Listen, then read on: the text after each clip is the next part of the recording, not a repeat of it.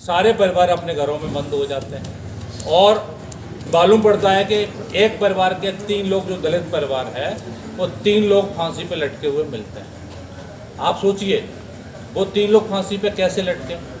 उन्होंने फ़ोन किया, उनकी बेटी चीख चीख के कह रही है, जो बेटी बाहर थी जिसकी शादी हो गई है, कि बेटी गांव में मत आना, पुलिस मार डालेगी। उनकी बेटी कह रही है पुलिस ने हत्या की है। इस घटना के लिए मैंने पहले भी प्रेस वार्ता की थी, कहा था कि सीबीआई की जांच होनी चाहिए, तो इसमें निष्पक्ष हो जाएगा कि प्रशासन पर हमला क्यों हुआ है।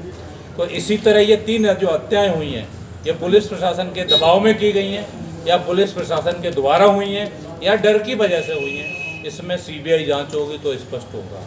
उसका एक व्यक्ति का जो दलित परिवार है उसका पूरा परिवार उजड़ जाता है और पुलिस प्रशासन वहाँ के डिप्टी सीएम राजेंद्र शुक्ला जी के दबाव में, जो दूसरा पक्ष है वो उनका रिश्तेदार है, वो पुलिस पूरा पक्षपात करती है, इसलिए इतनी बड़ी घटनाओं को अंजाम दिया जाता है।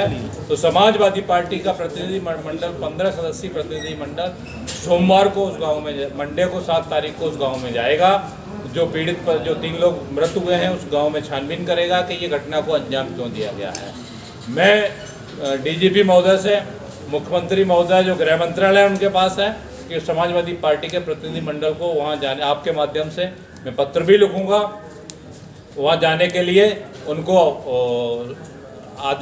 जाने के लिए हमें वो दी जाए, अनुमति दी जाए जाने की, क्योंकि वहाँ पर किसी को जाने की अनुमति नहीं है उस गाँव में।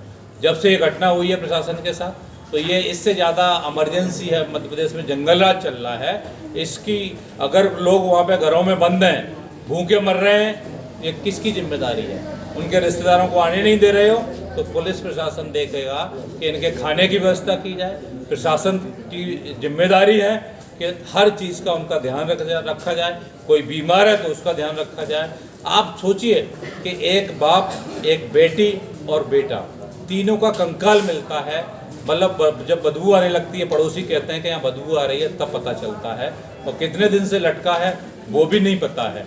वहाँ के जो प्रशासनिक अधिकारी हैं, आईजी का बयान आया है कि साहब ऐसा लग रहा है कि परिवार ने आत्महत्या की है। आप कैसे इसको साबित कर सकते हैं? जब तक कोई जांच नहीं हुई, आप प्रशासन की नाकामी को छिपाने के लिए आप परिवार को आत्महत्या बता रहे हैं। ये सरासर उनका मर्डर हुआ है और प्रशासन के दबाव में हुआ है। समाजवादी पार्टी इसलिए मांग कर रही है कि इसमें सीबीआई की जांच होनी चाहिए और डिप्टी सीएम राजेंद्र शुक्ला जी के जो रिश्तेदार हैं उन पर अभी तक कार्रवाई क्यों नहीं की गई है। जो पहली घटना हुई थी, जो इन्होंने एक्सीडेंट दिखाया गया है, उन लोगों को जेल भी होनी चाहिए। दूसरी बात, मध्य प्रदेश में जो जंगल राज चल रहा है, कई सीएम हो गए हैं, जो कानून व्यवस्था जंगल राज हुआ है, क्योंकि यहाँ मुख्यमंत्री एक